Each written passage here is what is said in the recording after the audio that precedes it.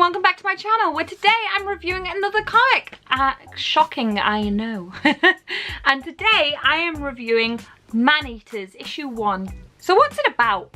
Written by Cain and penciled by Kate Niemczyk and coloured by Rachelle Rosenberg. Eisner-nominated and New York Times best-selling thriller writer Cain returns to comics with a new ongoing series. A mutation in toxoplasmosis causes menstruating women to turn into ferocious killer wildcats, easily provoked and extremely dangerous. As panic spreads and paranoia takes root, the fate of the world rides on the shoulders of one 12-year-old girl. So what did I think of it? Personally, I loved the cover of this comic. If you've watched even 2 reviews of this comic on YouTube, you will see that it is a very split fan base. Like, there are some people who love this comic and there are some people who loathed this comic. And one of the people who really didn't like this comic actually said that it just screamed Avril Lavigne, this cover art. But I had to admit, he was spot on.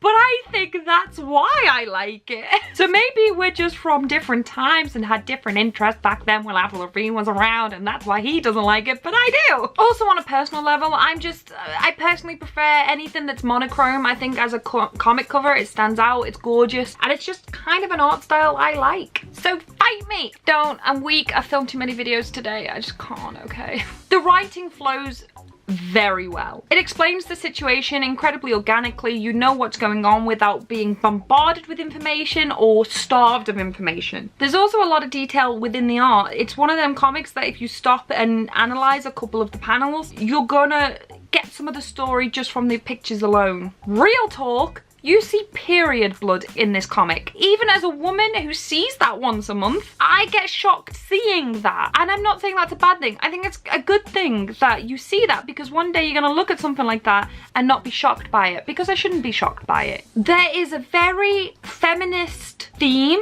or narrative to this story, and I honestly think that is the only reason why some people didn't like this. Some people can read stuff where there is a very strong feminist agenda and feel put out by it. That doesn't necessarily make them anti-feminist. Sometimes they are, sometimes they're not. I can personally understand that. I can personally understand why someone would read that and feel alienated by it, especially a man, although a man can be a feminist. But I feel like a comic about women who kill men when they have their periods and they're all lined up being arrested wearing t-shirts saying like, tell me about my feminist agenda, I could understand why especially a man would read this and go, I don't really feel like I relate to this. And I can understand why other people would read it and maybe go, this isn't my cup of tea, this isn't something that I can relate to. But I genuinely think that anyone who didn't like this comic is not because it's a bad comic, it's purely personal preference on what you relate to within a story. I actually think the story was written very well for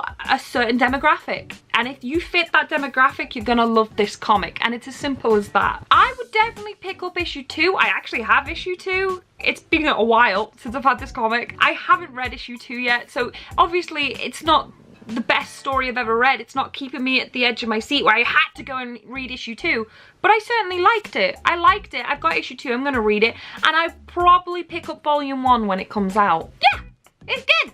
It's all I can say. What did you think? Comment below, because I feel like this is one of the comics that would weirdly have a lot of opinions about. That's what I saw on YouTube, a lot of opinions. And this was my opinion. But yeah, thank you so much. Please give the video a like because it helps out the channel. Subscribe if you're new, because I do a lot of stuff that makes no sense. So I don't know why you would, but thank you if you do. And if you want to support me more than you already do, you can for as little as $1 a month on Patreon, where you get a lot for your money, because I see no worth in my work or value or worth in my own work. But I will take your money and do stupid things like buy comics and loot crate boxes. So, you know, on your head if you do. You know, you're just an enabler, really. But yeah, thank you so much. Thank you for watching, and I will see you not tomorrow, but the next day. Bye.